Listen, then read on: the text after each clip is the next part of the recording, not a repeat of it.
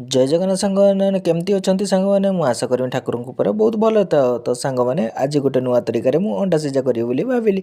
ସେଥିପାଇଁ କିଛି ମାଟି ଆଣି କାଦ କରିଦେଲି ଆଉ ତାକୁ ଭଲ ଭାବରେ ଚକଟି ଗୋଲ ଗୋଲ କରିଦେଲି।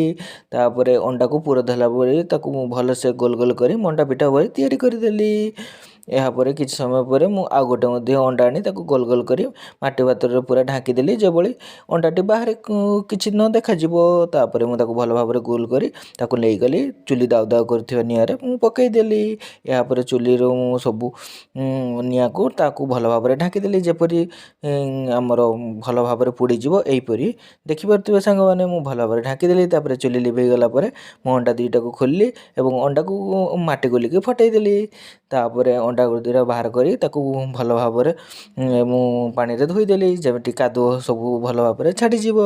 ଏହାପରେ ସାଙ୍ଗମାନେ ମୁଁ ତାକୁ ପୁଣି ଆଉଥରେ ପୁନର୍ବାର ଭଲ ପାଣିରେ ଭଲସେ ଧୋଇ ଦେଇକି ଚୋପା ଛଡ଼େଇବାରେ ଲାଗି ପଡ଼ିଲି।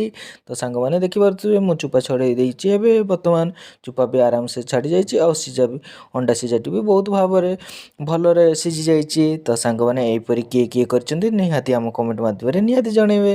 ତାପରେ ସାଙ୍ଗମାନେ ମୁଁ ଅଣ୍ଡା ସିଝା ଦୁଇଟାକୁ ଟେଷ୍ଟ କରିବାକୁ ଲାଗିଲି ଆଉ ସାଙ୍ଗମାନେ ଟେଷ୍ଟ କରିବା ପାଇଁ ଲାଗିଲି ଓ ତା ଟେଷ୍ଟ ବି ବହୁତ ସୁନ୍ଦର ଥିଲା।